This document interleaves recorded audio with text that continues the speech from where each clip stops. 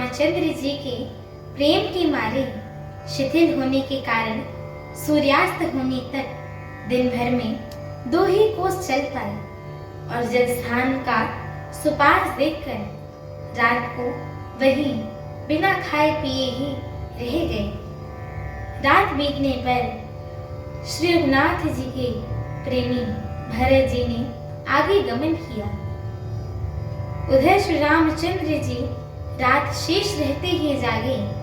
रात को सीता जी ने ऐसा स्वप्न देखा जिसे श्री रामचंद्र जी को सुनाने लगी। मानिए, समाज सहित भरत जी यहाँ आए हैं। प्रभु के वियोग की अग्नि से उनका शरीर संतप्त है। सभी लोग मन में उदास, दीन, दुखी हैं। सासुओं को दूसरी ओर में ही सूरत में देखा।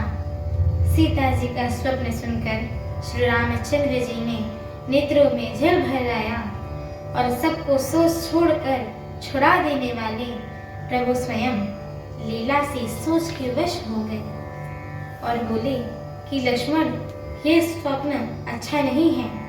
कोई भीषण कुसमाचार, बहुत ही बुरी खबर सुनाएगा। ऐसा कहकर उन्होंने भाई सहित स्नान किया और त्रिपुरारी महादेव जी का पूजन करके साधुओं को सम्मान किया। देवताओं का सम्मान, पूजन और मुनियों की वंदना करके श्री रामचंद्र जी बैठ गए और उत्तर दिशा की ओर देखने लगे। आकाश में धूल छा रही है। बहुत से पक्षी पशु व्याकुल होकर भागे हुए प्रभु के आश्रम को देखने के लिए आ रहे हैं। तुलसीदास जी कहते हैं कि प्रभु श्री रामचंद्र जी ये देखकर उठे और सोचने लगे कि क्या कारण है। वे चित्त में आश्चर्य युक्त हो गए और उसी समय कोल भील ने आकर सब समाचार कहे। तुलसीदास जी कहते हैं कि सुंदर मंगल वचन सुनते ही श्री रामचंद्र जी के मन में बड़ा आनंद हुआ।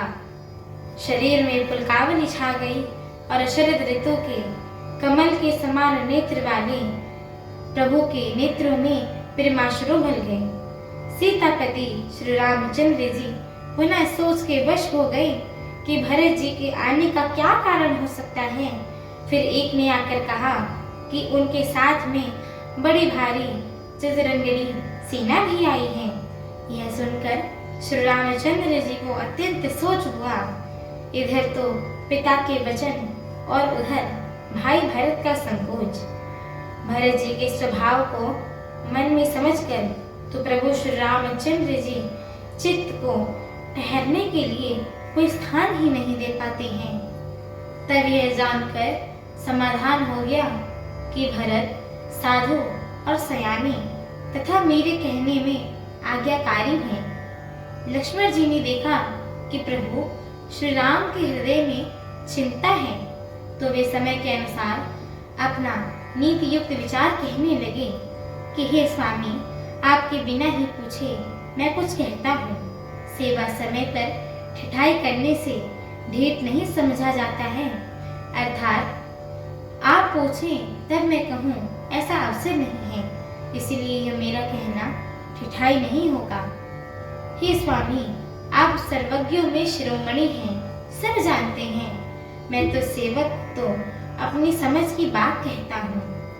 हे नाथ, आप परम सुहृद, बिना ही कारण परम हित करवाने वाले, सरल हृदय तथा शील और स्नेह के भंडार हैं। आपका सभी पर प्रेम और विश्वास है और अपने हृदय में सबको अपने ही समान जानते हैं। हमारी आगे की श्री राम कथा को सुनने के लिए हमारे चैनल को लाइक, शेयर, सब्सक्राइब एवं कमेंट अवश्य करिएगा।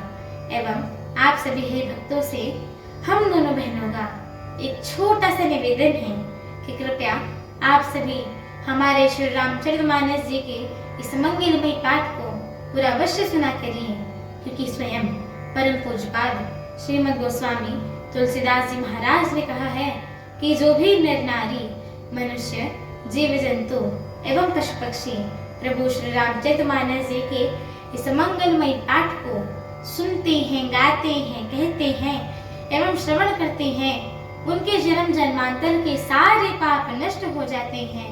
तो एक बार प्रेम से बोलिए सियावर रामचंद्र की जय हो। जगत जननी माता जानकी की जय हो।